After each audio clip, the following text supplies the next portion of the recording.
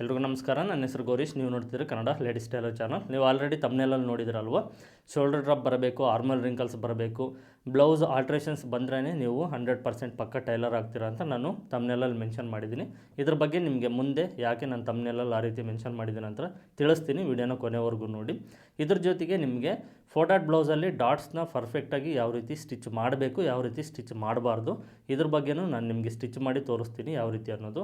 ವಿಡಿಯೋನ ಕೊನೆವರೆಗೂ ನೋಡಿದರೆ ನಿಮಗೆ ಈ ಎರಡು ಟಾಪಿಕ್ ಬಗ್ಗೆ ಸಂಪೂರ್ಣ ಮಾಹಿತಿ ಅನ್ನೋದು ಸಿಗುತ್ತೆ. ಇದೇ ಥರ ಟೈಲರಿಂಗ್ ಬಗ್ಗೆ ನಿಮಗೆ ಇಂಪಾರ್ಟೆಂಟ್ ಇನ್ಫಾರ್ಮೇಷನ್ನು ತಿಳ್ಕೊಳ್ಬೇಕು, ಟೈಲರಿಂಗ್ ಕೆಲಸನ ಪರ್ಫೆಕ್ಟಾಗಿ ಕಲ್ತ್ಕೊಳ್ಬೇಕು ಅಂದರೆ ಈ ಚಾನಲ್ನ ಸಬ್ಸ್ಕ್ರೈಬ್ ಮಾಡ್ಕೊಳ್ಳಿ. ಪಕ್ಕದಲ್ಲೇ ಬೆಲ್ಲೈಕನ್ ಇರುತ್ತೆ, ಅದನ್ನು ಆನ್ ಮಾಡಿ ಇಟ್ಕೊಳ್ಳಿ. ನಾನು ಟೈಲರಿಂಗ್ ವೀಡಿಯೋಸ್ನ ಯೂಟ್ಯೂಬಲ್ಲಿ ಅಪ್ಲೋಡ್ ಮಾಡಿದ ತಕ್ಷಣ ನಿಮಗೆ ನೋಟಿಫಿಕೇಷನ್ ಬರುತ್ತೆ. ಆ ಎಲ್ಲ ವೀಡಿಯೋಸ್ನ ನೀವು ನೋಡ್ಬೋದಾಗುತ್ತೆ. ಲಾಸ್ಟ್ ವೀಡಿಯೋದಲ್ಲಿ ಪರ್ಫೆಕ್ಟಾಗಿ ನಾವು ಲೈನಿಂಗ್ನ ಯಾವ ರೀತಿ ಅಟ್ಯಾಚ್ ಮಾಡ್ಕೊಳ್ಬೇಕು, ಒನ್ ಸೈಡ್ ಶೋಲ್ಡರ್ ಡ್ರಾಪ್ನ ಹೇಗೆ ನಾವು ಅವಾಯ್ಡ್ ಮಾಡಬೇಕಂತ ನಿಮಗೆ ಡೀಟೇಲಾಗಿ ಎಕ್ಸ್ಪ್ಲೇನ್ ಮಾಡಿದ್ದೀನಿ. ಎಲ್ಲರೂ ನೋಡಿದರೆ ಅರ್ಥ ಆಗಿದೆ ಅಂದ್ಕೊಂಡಿದ್ದೀನಿ. ಈ ವಿಡಿಯೋದಲ್ಲಿ ನಿಮಗೆ ಡಾಟ್ಸ್ ಜೊತೆಗೆ ನಾನು ತಮ್ನೆಲಲ್ಲಿ ಮೆನ್ಷನ್ ಮಾಡಿರುವಂಥ ಇಂಪಾರ್ಟೆಂಟ್ ಇನ್ಫಾರ್ಮೇಷನ್ ತಿಳಿಸ್ತೀನಿ. ಫಸ್ಟ್ ನೋಡಿ, ತಮ್ನೆಲಲ್ಲಿ ನಾನು ಶೋಲ್ಡರ್ ಡ್ರಾಪ್ ಬರಬೇಕು, ಆರ್ಮಲ್ ರಿಂಕಲ್ಸು ಬರಬೇಕು, ಆಲ್ಟ್ರೇಷನ್ ಬಂದ್ರೇ ಪರ್ಫೆಕ್ಟ್ ಟೈಲರ್ ಆಗ್ತಾರೆ ಅಂತ ತಿಳಿಸಿದ್ನಲ್ವ. ಅದು ಏನಕ್ಕೆ ನಾನು ಆ ರೀತಿ ತಮ್ನೆಲ್ ಹಾಕಿದ್ದೀನಿ ಅಂತ ಈಗ ನಿಮಗೆ ಸ್ವಲ್ಪ ಡೀಟೇಲ್ಸ್ನ ಕೊಡ್ತೀನಿ, ಗಮನ ಇಟ್ಟು ಕೇಳಿ. ಈಗಿನ ಕಾಲದಲ್ಲಿ ಏನಾಗಿದೆ ಅಂದರೆ ತುಂಬ ಅವಸರ, ನಾವು ಪರ್ಫೆಕ್ಟಾಗಿ ಬೇಗ ಕಲಿಬೇಕು. ಬೇಗ ಅಂದರೆ ಅದು ಎಷ್ಟು, ಒಂದು ವಾರದಲ್ಲಿ 10 ದಿನದಲ್ಲಿ ನಾವು ಬ್ಲೌಸ್ನ ಪರ್ಫೆಕ್ಟಾಗಿ ಕಟಿಂಗ್ ಮಾಡಿ ಸ್ಟಿಚ್ ಮಾಡಬೇಕು ಅನ್ನೋ ಮೈಂಡ್ಸೆಟ್ ಇದೆ ಎಲ್ರಿಗೂ. ಆ ರೀತಿ ಇದೆ ಈಗಿರುವಂಥ ಕಾಲ, ಹಾಗೇ ಇರೋದು. ನಾನು ಕಲಿಬೇಕಾದ್ರೆ ಬ್ಲೌಸಸ್ಸು, ಡ್ರೆಸ್ಸಸ್ಸು ಮತ್ತು ಎಲ್ಲ ಥರದ ಡ್ರೆಸ್ಸಸ್ನ ನಾವು ಸ್ಟಿಚ್ ಮಾಡೋದು, ಕಟಿಂಗ್ ಮಾಡೋದು ಕಲಿಬೇಕಂದ್ರೆ 3 ರಿಂದ 5 ವರ್ಷ ಆಗ್ತಾಯಿತ್ತು. ಈಗ ಅಷ್ಟು ವರ್ಷ, ಅಷ್ಟು ತಿಂಗಳು ವೆಯ್ಟ್ ಮಾಡಲ್ಲ. ಈಗ ಬರೀ ಡೇಸ್, ಒಂದು ವಾರ, 10 ದಿನ, 15 ದಿನ, ಒಂದು ತಿಂಗಳು, ಇಷ್ಟರೊಳಗಡೆ ಪರ್ಫೆಕ್ಟಾಗಿ ಕಲ್ತ್ಬಿಡಬೇಕು ಅನ್ನೋ ಮೈಂಡ್ಸೆಟ್ ಇದೆ. ಸೊ ಆ ಮೈಂಡ್ಸೆಟ್ ಇಟ್ಕೊಂಡೆ ವೀಡಿಯೋಸ್ನ ನೋಡ್ತಾ ಇರ್ತಾರೆ ಯೂಟ್ಯೂಬಲ್ಲಿ. ಬಟ್ ನಾವು ಆಫ್ಲೈನ್ ಕ್ಲಾಸಸ್ಸಲ್ಲಿ ಹೋದರೆ ಆ ರೀತಿ ಬರೋದಿಲ್ಲ, ಅಲ್ಲಿ ಕಂಪ್ಲೀಟ್ ಚೇಂಜ್ ಆಗುತ್ತೆ. ಆನ್ಲೈನಲ್ಲಿ ಏನು, ಈ ಸೋಷಿಯಲ್ ಮೀಡ್ಯಾದಲ್ಲಿ ಏನು ಅಂದರೆ ಸಾಕಷ್ಟು ವೀಡಿಯೋಸ್ ಸಿಗುತ್ತೆ. ಸೊ ಡೈರೆಕ್ಟ್ ಕಟಿಂಗ್ ವೀಡಿಯೋಸೇ ಸಿಗುತ್ತೆ, ಅದನ್ನು ನೋಡ್ತಾರೆ, ಕೆಲವನ್ನ ನೆನಪಿನಲ್ಲಿ ಇಟ್ಕೊಳ್ತಾರೆ, ಮಾರ್ಕ್ ಮಾಡ್ತಾರೆ, ಕಟ್ ಮಾಡ್ತಾರೆ, ಸ್ಟಿಚ್ ಮಾಡ್ತಾರೆ, ಈ ರೀತಿ ಮಾಡ್ತಾ ಇರ್ತಾರೆ. ಓಕೆನಾ? ಒಂದು ವಿಚಾರ ನೀವು ತಿಳ್ಕೊಳ್ಳಿ, ಈಗ ನಾವು ಬ್ಲೌಸ್ನ ಕಟಿಂಗ್ ಮಾಡಿ ಸ್ಟಿಚಿಂಗ್ ಮಾಡ್ತಾ ಇದ್ದೀವಿ ಅಂದರೆ ಅದು 100% ಪರ್ಫೆಕ್ಟಾಗಿ ಫಿಟ್ಟಿಂಗ್ ಬರಬೇಕು ಅನ್ನೋ ಮೈಂಡ್ಸೆಟ್ನ ಇಟ್ಕೊಂಡು ಮಾಡಬಾರ್ದು. ನೀವು ಎಷ್ಟು ನೆನಪಿನಲ್ಲಿ ಇಟ್ಕೊಂಡಿದ್ದೀರ, ಎಷ್ಟು ಕಲ್ತ್ಕೊಂಡಿದ್ದೀರ ಅಷ್ಟನ್ನು ನೀವು ಮಾರ್ಕ್ ಮಾಡಿ ಅದ್ರ ಪ್ರಕಾರ ರಿಸಲ್ಟ್ನ ನೋಡಬೇಕೇ ವಿನಃ ನೀವು ಡೈರೆಕ್ಟ್ ಒಂದೇ ಸಲ 2 ಸಲ ಬ್ಲೌಸ್ನ ಕಟ್ ಮಾಡಿಬಿಟ್ಟು ನಮ್ಗೆ 100% ಫಿಟ್ಟಿಂಗ್ ಬರಬೇಕು ಅಂತ ಯಾವತ್ತೂ ಮೈಂಡಲ್ಲಿ ಇಟ್ಕೊಳ್ಬೇಡಿ. ನೀವು ಎಷ್ಟು ಕಲ್ತಿದ್ದೀರೋ ಅದಕ್ಕೆ ತಕ್ಕನಾಗಿ ನಿಮಗೆ ರಿಸಲ್ಟ್ ಅನ್ನೋದು ಬರುತ್ತೆ, ಇದು ನೆನಪಲ್ಲಿ ಇಟ್ಕೊಳ್ಳಿ. ಓಕೆನಾ? ಇಬ್ಬರು ವ್ಯಕ್ತಿಗಳಿದ್ದಾರೆ, ಇದನ್ನು ಗಮನದಲ್ಲಿಟ್ಕೊಳ್ಳಿ. ಇಬ್ಬರು ವ್ಯಕ್ತಿಗಳಿದ್ದಾರೆ. ಒಬ್ಬರು ನಾರ್ಮಲ್ಲಾಗಿ ಫಸ್ಟಿಂದ ಒಂದು ರೂಟಲ್ಲಿ, ಒಂದು ಮೆಥಡಲ್ಲಿ ಕಟಿಂಗ್ ಮಾಡಿ ಸ್ಟಿಚಿಂಗ್ ಮಾಡ್ತಾಯಿದ್ದಾರೆ. ಇನ್ನೊಬ್ಬರು ಬಂದುಬಿಟ್ಟು ಸಾಕಷ್ಟು ವೀಡಿಯೋಸ್ನ ನೋಡಿಕೊಂಡು ಡೈರೆಕ್ಟಾಗಿ ಅವ್ರು ಏನು ಮನಸ್ಸಿನಲ್ಲಿ ಇಟ್ಕೊಂಡಿರ್ತಾರೆ ಅಂದರೆ ನಾನು 100% ಪಕ್ಕ ಫಿಟ್ಟಿಂಗ್ ಬರೋ ರೀತಿ ಕಟಿಂಗ್ ಮಾಡಿ ಸ್ಟಿಚಿಂಗ್ ಮಾಡಬೇಕು ಅನ್ನೋದು ಇವ್ರ ಮೈಂಡ್ ಸೆಟ್ಟಲ್ಲಿರುತ್ತೆ. ಇವರು ನಾನು ಕಲ್ತ್ಕೊಂಡು ತಿಳ್ಕೊಂಡು ಕಟಿಂಗ್ ಮಾಡಿ ಸ್ಟಿಚಿಂಗ್ ಮಾಡಬೇಕು ಅಂತ ಇನ್ನೊಬ್ಬರು ಮೈಂಡ್ ಸೆಟ್ಟಲ್ಲಿರುತ್ತೆ. ಸೊ ಇಬ್ಬರಿಗೂ ತುಂಬ ವ್ಯತ್ಯಾಸ ಇರುತ್ತೆ. ಈ ಕಡೆ ಪರ್ಸನ್ದು ಏನಾಗುತ್ತೆ ಅಂದರೆ ಇವರೊಂದು ಆರ್ಡರ್ ವೈಸ್ ಹೋಗ್ತಾ ಇರ್ತಾರೆ. ಇವರು ಆಲ್ಟ್ರೇಷನ್ಸ್ ಬಂದರೂ ಏನಕ್ಕೆ ಆಲ್ಟ್ರೇಷನ್ ಬಂತು ಅಂತ ತಿಳ್ಕೊಂಡು ಅದನ್ನು ರೆಡಿ ಮಾಡಿಕೊಂಡು ಅದನ್ನು ಕಲ್ತ್ಕೊಂಡು ಮುಂದೆ ಹೋಗ್ತಾ ಇರ್ತಾರೆ. ಬಟ್ ಈ ಕಡೆ ವ್ಯಕ್ತಿ ಏನು ಅಂದರೆ ಅಷ್ಟೊಂದು ತಾಳ್ಮೆ ಇರೋದಿಲ್ಲ, ಅವಸರ ಜಾಸ್ತಿ ಇರುತ್ತೆ. ಇವರು ಫಿಟ್ಟಿಂಗ್ ಬರಬೇಕು, 100% ಪಕ್ಕ ಫಿಟ್ಟಿಂಗ್ ಬರಬೇಕು ಅನ್ನೋದು ಮಾತ್ರನೇ ಮೈಂಡಲ್ಲಿ ಇಟ್ಕೊಂಡು ಕಟಿಂಗ್ ಮಾಡಿ ಸ್ಟಿಚಿಂಗ್ ಮಾಡಿ ಮುಂದೆ ಹೋಗ್ತಾ ಇರ್ತಾರೆ.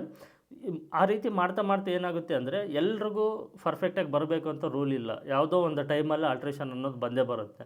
ಆ ರೀತಿ ಆಲ್ಟ್ರೇಷನ್ ಬಂದಾಗ ಈ ಕಡೆ ವ್ಯಕ್ತಿ ಏನಾಗುತ್ತೆ ಅಂದರೆ ಆಲ್ಟ್ರೇಷನ್ಸ್ನ ಆಲ್ರೆಡಿ ಫೇಸ್ ಮಾಡಿರ್ತಾರೆ. ಆಲ್ಟ್ರೇಷನ್ ಬಂದರೆ ಯಾವ ರೀತಿ ರೆಡಿ ಮಾಡ್ಕೊಳ್ಬೇಕು ಏನು ಅನ್ನೋದು ಫೇಸ್ ಮಾಡಿರ್ತಾರೆ, ಅದನ್ನು ಕರೆಕ್ಷನ್ ಮಾಡಿಕೊಂಡು ಮುಂದೆ ಹೋಗ್ತಾರೆ. ಈ ಕಡೆ ವ್ಯಕ್ತಿ ಏನಂದರೆ ಫಸ್ಟಿಂದನೂ 100% ನಾನು ಫಿಟ್ಟಿಂಗ್ ಕೊಡಬೇಕು ಅನ್ನೋದ್ರ ಮೇಲೇ ಇವರು ಮೈಂಡ್ಸೆಟ್ ಇರೋದ್ರಿಂದ ಆಲ್ಟ್ರೇಷನ್ ಬಂದಾಗ ಇವ್ರಿಗೆ ಅದನ್ನು ಯಾವ ರೀತಿ ರೆಡಿ ಮಾಡಬೇಕು, ಅದನ್ನು ಪಕ್ಕ ಫಿಟ್ಟಿಂಗ್ ಬರೋ ರೀತಿ ಆಲ್ಟ್ರೇಷನ್ನ ಯಾವ ರೀತಿ ರೆಡಿ ಮಾಡಬೇಕು ಅನ್ನೋದು ಒಂದು ಚೂರು ಐಡಿಯಾ ಇರೋದಿಲ್ಲ. ಯಾಕಂದರೆ ಇವರು ಆ ದಾರಿಲಿ ಬಂದಿರೋದಿಲ್ಲ, ಇವರು ಆಲ್ಟ್ರೇಷನ್ಸ್ನ ನೋಡಿಕೊಂಡು ಮುಂದೆ ಬಂದಿರ್ತಾರೆ. ಈ ಕಡೆ ವ್ಯಕ್ತಿ ಆಲ್ಟ್ರೇಷನ್ ಅನ್ನೋದೇ ನೋಡಿರೋದಿಲ್ಲ, ಪಕ್ಕ ಫಿಟ್ಟಿಂಗ್ ಬರಬೇಕು ಅಂತಲೇ ಅವ್ರ ಮೈಂಡ್ ಸೆಟ್ ಇಟ್ಕೊಂಡು ಬ್ಲೌಸ್ ಕಟ್ ಮಾಡಿ ಸ್ಟಿಚ್ ಮಾಡಿರೋದ್ರಿಂದ ಇವರೇನಂದ್ರೆ ಆಲ್ಟ್ರೇಷನ್ಸ್ನ ಫೇಸ್ ಮಾಡಿರೋದಿಲ್ಲ. ಸಡನ್ನಾಗಿ ಯಾವತ್ತಾದರೂ ಒಂದು ಆಲ್ಟ್ರೇಷನ್ ಬಂತು ಅಂದರೆ ಇವ್ರು ಕಲ್ತಿರೋ ವಿದ್ಯೆ ಎಲ್ಲ ವೇಸ್ಟು. ಮತ್ತು ಇವ್ರು ರಿವರ್ಸ್ ಹಿಂದಕ್ಕೆ ಬಂದು ಆಲ್ಟ್ರೇಷನ್ಸ್ ಯಾಕೆ ಬರುತ್ತೆ, ಅದನ್ನು ಯಾವ ರೀತಿ ರೆಡಿ ಮಾಡ್ಕೊಳ್ಬೇಕು, ಇದ್ರ ಬಯಲೇ ಮತ್ತೆ ಅವರು ರಿಸರ್ಚ್ ಮಾಡಿ ಅದನ್ನು ಕಲ್ತ್ಕೊಂಡು ಮತ್ತೆ ಮುಂದೆ ಹೋಗಬೇಕು. ಅದೇ ಈ ಕಡೆ ವ್ಯಕ್ತಿ ಆದರೆ ಅದನ್ನು ಫೇಸ್ ಮಾಡಿರ್ತಾರೆ, ಮುಂದೆ ಹೋಗಿರ್ತಾರೆ. ಓಕೆನಾ? ನಾನು ನಿಮಗೆ ತಿಳಿಸೋದೇನು ಅಂದರೆ ಈಗ ಹುಟ್ಟಿದ ಮಗು ಹುಟ್ಟಿದ ತಕ್ಷಣವೇ ನಡೆಯೋದಂತೂ ಆಗೋದಿಲ್ಲ, ಓಕೆನಾ. ಅದಕ್ಕೆ ಅಂತ ಒಂದು ಟೈಮ್ ಬರುತ್ತೆ.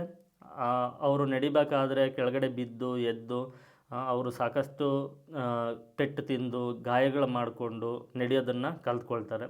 ಅದೇ ರೀತಿ ನಾವು ಅಷ್ಟೇ ಕಟಿಂಗು ಮತ್ತು ಸ್ಟಿಚಿಂಗಲ್ಲಿ ಏನಾಗುತ್ತೆ ಅಂದರೆ ಆಲ್ಟ್ರೇಷನ್ಸ್ ಅನ್ನೋದನ್ನು ಕಂಪ್ಲೀಟಾಗಿ ಫೇಸ್ ಮಾಡಬೇಕು. ಪ್ರತಿಯೊಂದು ಆಲ್ಟ್ರೇಷನ್ಸ್ನ ನಾವು ತಿಳ್ಕೊಳ್ಬೇಕು. ಏನಕ್ಕೆ ಬರುತ್ತೆ, ಅದನ್ನು ಯಾವ ರೀತಿ ಸರಿ ಮಾಡ್ತೀವಿ ಅನ್ನೋದನ್ನು ತಿಳ್ಕೊಂಡು ಮುಂದೆ ಹೋಗಬೇಕು. ಯಾವಾಗೂ ಬರೀ ಫಿಟ್ಟಿಂಗ್ ಬರಬೇಕು ನಮಗೆ ಅನ್ನೋದನ್ನು ಮೈಂಡಲ್ಲಿ ಇಟ್ಕೊಳ್ಬಾರ್ದು, ಓಕೆನಾ. ನೀವು ಮಾಡೋ ಕೆಲಸ ಪರ್ಫೆಕ್ಟಾಗಿರಬೇಕು, ಫಿಟ್ಟಿಂಗ್ ಆಮೇಲೆ ಬರುತ್ತೆ, ಓಕೆ. ನೀವು ಮಾಡೋ ಕೆಲಸ ಪರ್ಫೆಕ್ಟಾಗಿದ್ದರೆ ಆಟೋಮೆಟಿಕ್ ಫಿಟ್ಟಿಂಗ್ ಬರುತ್ತೆ. ನೀವು ಮಾಡೋ ಕೆಲಸ ಸರಿ ಇಲ್ಲ ಅಂದರೆ ಫಿಟ್ಟಿಂಗ್ ಬರೋದಿಲ್ಲ.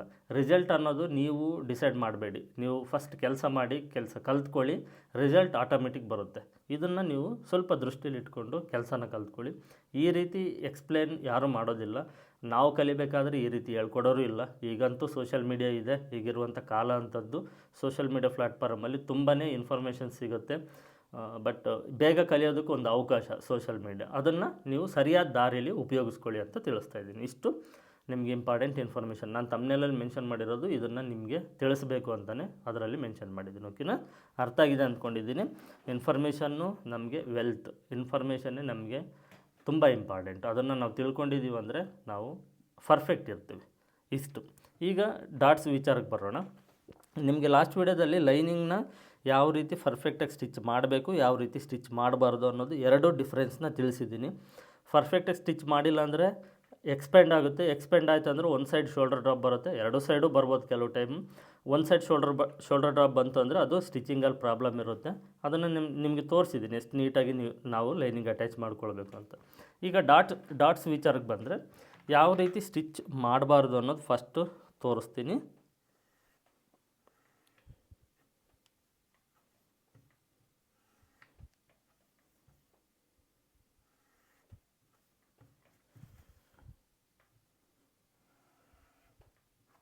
ನೋಡಿ, ಈ ಪೀಸಲ್ಲಿ ನಿಮಗೆ ಯಾವ ರೀತಿ ಡಾಟ್ನ ಸ್ಟಿಚ್ ಮಾಡಬಾರ್ದು. ಫಸ್ಟು ಸೆಂಟ್ರ್ ಡಾಟೇ ತೊಗೊಳ್ಳಿ, ಒಂದು ಆರ್ಡ್ರ್ ವೈಸ್ ಹೋಗೋಣ.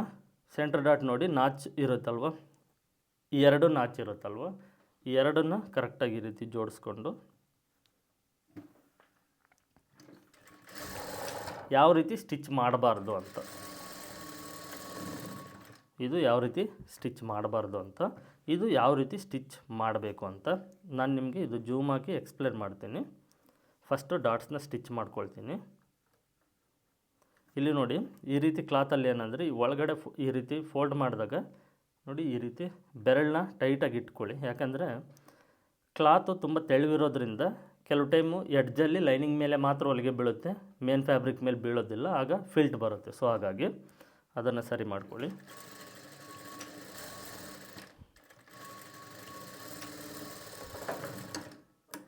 ನೋಡಿ, ಇಲ್ಲಿ ನಾನು ಯಾವ ರೀತಿ ಸ್ಟಿಚ್ ಮಾಡಬಾರ್ದು ಅನ್ನೋದರಲ್ಲಿ ಎರಡು ಮಿಸ್ಟೇಕ್ ಮಾಡಿದ್ದೀನಿ.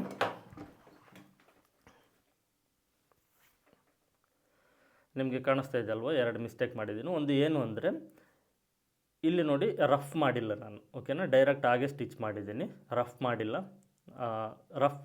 ಇಲ್ಲಿ ರಫ್ ಮಾಡಿಲ್ಲ, ಹೊಲಿಗೆ ಬಿಚ್ಕೊಳ್ಳೋ ಚಾನ್ಸಸ್ 100% ಜಾಸ್ತಿನೇ ಇರುತ್ತೆ. ಹೊಲಿಗೆ ಬಿಚ್ಕೊಂಡು ಈ ಡಾಟ್ ಲೆಂತ್ ಅನ್ನೋದು ಜಾಸ್ತಿ ಆಗುತ್ತೆ. ಈ ರೀತಿ ಡಾಟ್ನ ಸ್ಟಿಚ್ ಮಾಡಬಾರ್ದು. ಮತ್ತು ಇದೇನಿದೆಯೋ ಇದು ತುಂಬ ಸ್ಲೋಪಾಗಿ ಬರಬೇಕು, ಓಕೆನಾ. ಅದೊಂದು ಮಿಸ್ಟೇಕ್. ಈ ಎರಡು ಮಿಸ್ಟೇಕ್ ಮಾಡಬಾರ್ದು ಡಾಟ್ ಸ್ಟಿಚ್ ಮಾಡಬೇಕಾದ್ರೆ. ಇದರಲ್ಲಿ ತೋರಿಸ್ತೀನಿ ನೋಡಿ ಯಾವ ರೀತಿ ಸ್ಟಿಚ್ ಮಾಡಬೇಕು ಅಂತ. ಸ್ಲೋಪ್ ನೋಡಿ ಯಾವ ರೀತಿ ಇದೆ. ಇಲ್ಲಿ ಪರ್ಫೆಕ್ಟ್ ರಫಿಂಗ್ ಮಾಡಿದ್ದೀನಿ ನಾನು, ಓಕೆನಾ. ಈ ಜಾಗದಲ್ಲಿ ಕರೆಕ್ಟಾಗಿ ರಫ್ ಮಾಡಬೇಕು. ಈ ರೀತಿ ರಫ್ ಮಾಡೋದ್ರಿಂದ ಈ ಹೊಲಿಗೆ ಅನ್ನೋದು ಬಿಚ್ಕೊಳ್ಳೋದಿಲ್ಲ. ನಾವು ಎಷ್ಟು ಡಾಟ್ಸ್ ಸ್ಟಿಚ್ ಮಾಡಿರ್ತೀವೋ ಬ್ಲೌಸ್ ಇರೋವರೆಗೂ ಈ ಡಾಟ್ ಅನ್ನೋದು ಅಷ್ಟೇ ಲೆಂತಲ್ಲಿರುತ್ತೆ. ಒಂದು ವೇಳೆ ಏನಾದರೂ ನಾವು ಈ ಡಾಟ್ ಥರ ಏನಾದರೂ ಸ್ಟಿಚ್ ಮಾಡಿದ್ದೀವಿ ಅಂದ್ಕೊಳ್ಳಿ, ಇದೊಂದು 2-3 ಸಲ ಬ್ಲೌಸ್ನ ಹಾಕ್ಕೊಂಡ ತಕ್ಷಣ ಇದೊಂದು ಅರ್ಧ ಇಂಚ್ 3/4 ಇಂಚ್ ದಾರ ಹೊಲಿಗೆ ಬಿಚ್ಚಿ ಬರುತ್ತೆ, ಡಾಟ್ ಲೆಂತ್ ಜಾಸ್ತಿ ಆಗುತ್ತೆ. ಮತ್ತು ಅಳತೆ ಬ್ಲೌಸ್ ಕೊಟ್ಟಾಗ ಡಾಟ್ ಲೆಂತ್ ಅನ್ನೋದು ನಾವು ಜಾಸ್ತಿ ತೊಗೊಳ್ತೀವಿ, ಆಗೋದು ಆಲ್ಟ್ರೇಷನ್ ಬರುತ್ತೆ. ಸೊ ಹಾಗಾಗಿ ಇಲ್ಲಿ ರಫ್ ಮಾಡೋದನ್ನು ಮರಿಬಾರ್ದು, ಸ್ಲೋಪ್ ಇರಬೇಕು. ಇದಾಯ್ತಲ್ವ. ನೆಕ್ಸ್ಟ್ ಡಾಟು ಉಕ್ಸ್ ಪಟ್ಟಿ ಸೈಡು.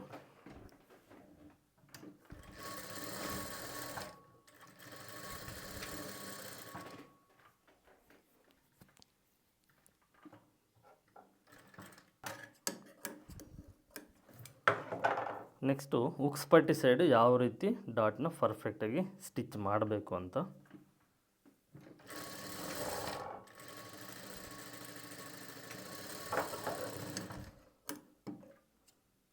ನೋಡಿ ಯಾವ ರೀತಿ ಪರ್ಫೆಕ್ಟಾಗಿ ಸ್ಟಿಚ್ ಮಾಡಬೇಕು ಅಂತ ಈಗ ತೋರಿಸ್ತಾ ಇದ್ದೀನಿ.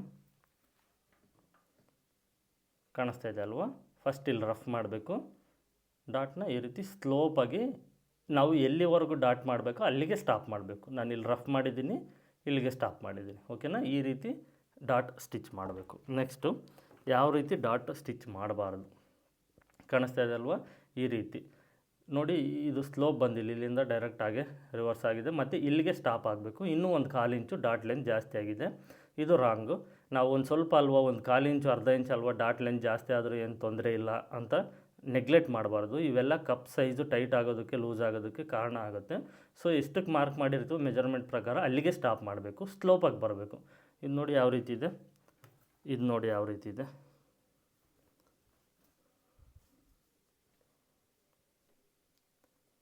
ಎರಡನ್ನೂ ಗಮನಿಸಿ ಯಾವ ರೀತಿ ಇದೆ ಅಂತ ನೋಡಿ.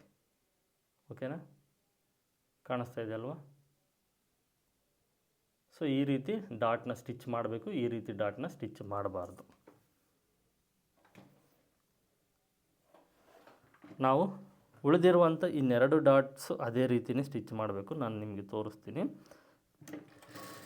ಮತ್ತು ನೋಡಿ, ಇಂಥ ಕ್ಲಾತ್ ಬಂದಾಗ ಒಂದು ಸಲ ನೋಡಿ ಈ ರೀತಿ ಸರಿ ಮಾಡ್ಕೊಳ್ಳಿ, ಲೈನಿಂಗು ಮತ್ತು ಮೇನ್ ಫ್ಯಾಬ್ರಿಕ್ ಎರಡನ್ನು. ಇಲ್ಲಾಂದರೆ ಕೆಲವು ಟೈಮ್ ಏನಾಗುತ್ತೆ ಅಂದರೆ ಲೈನಿಂಗ್ ಮೇಲೆ ಮಾತ್ರ ಹೊಲಿಗೆ ಬರುತ್ತೆ, ಮೇನ್ ಫ್ಯಾಬ್ರಿಕ್ ಮೇಲೆ ಹೊಲಿಗೆ ಬರೋದಿಲ್ಲ.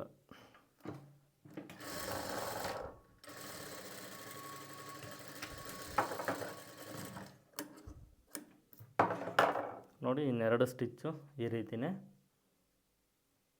ಕಾಣಿಸ್ತದೆ ಅಲ್ವಾ? ಸ್ಲೋಪಾಗಿ ಈ ರೀತಿಯೇ ನಾವು ಇಲ್ಲಿ ರಫ್ ಮಾಡಿ ಎಂಡ್ ಮಾಡಬೇಕು. ನೋಡಿ ಈ ರೀತಿ ಡಾಟ್ಸ್ನ ಸ್ಟಿಚ್ ಮಾಡಬೇಕು.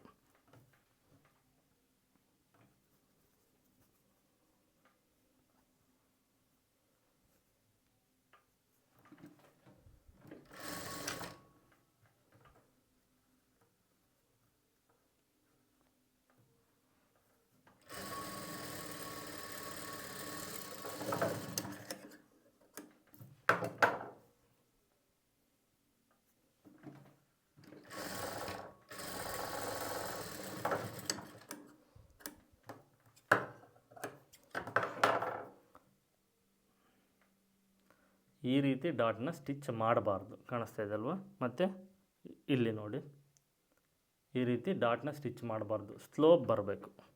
ಇದರಲ್ಲಿ ಎಷ್ಟು ನೀಟಾಗಿ ಬಂದಿದೆ ನೋಡಿ. ಎರಡು ನೋಡಿ ಡಿಫ್ರೆನ್ಸ್ ಯಾವ ರೀತಿ ಕಾಣಿಸ್ತಾ ಇದೆ ನಿಮಗೆ ಡಾಟು ಅಲ್ವಾ? ಈ ರೀತಿ ಬರಬಾರ್ದು. ಈ ಕಡೆ ಸೈಡ್ ಕೆಳಗಡೆ ಇರೋದಲ್ವ, ಆ ರೀತಿ ಬರಬೇಕು ಡಾಟ್ ಪರ್ಫೆಕ್ಟಾಗಿ. ಇನ್ನೊಂದು ಏನು ಅಂದರೆ ನಾವು ಲೈನಿಂಗು ನೋಡ್ಕೊಳ್ಬೇಕಂತೇಳಿದ್ನಲ್ವ, ನೋಡಿ ಈ ರೀತಿ ಫಿಲ್ಟ್ ಬರುತ್ತೆ.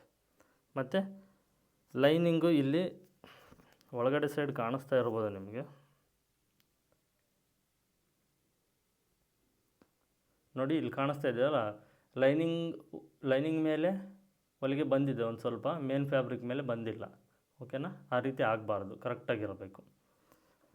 ಮತ್ತು ಈಗ ನಾವು ಡಾಟ್ನ ಸ್ಟಿಚ್ ಮಾಡಿಕೊಂಡಾಗ ನೋಡಿ ಇದು ಫಿಲ್ಟ್ ಬರೋದಿಲ್ಲ, ಯಾವುದೇ ಕಾರಣಕ್ಕೂ ಫಿಲ್ಟ್ ಬರೋದಿಲ್ಲ. ಯಾಕಂದರೆ ತುಂಬ ಸ್ಲೋಪಾಗಿ ತೊಗೊಂಡಿದ್ದೀವಿ. ಕಾಣಿಸ್ತಾ ಇದೆ ಅಲ್ವಾ ಎಷ್ಟು ಪರ್ಫೆಕ್ಟಾಗಿದೆ ನೋಡಿ. ಅದೇ ಇದು ನಮಗೆ ಫಿಲ್ಟ್ ನೋಡಿ ಎಷ್ಟಿದೆ, ಇಲ್ಲಿ ಕಾಣಿಸ್ತಾ ಇದೆ ಅಲ್ವಾ ಫಿಲ್ಟು. ಎರಡನ್ನೂ ಪಕ್ಕದಲ್ಲೇ ಇಟ್ಟು ತೋರಿಸ್ತೀನಿ ನೋಡಿ.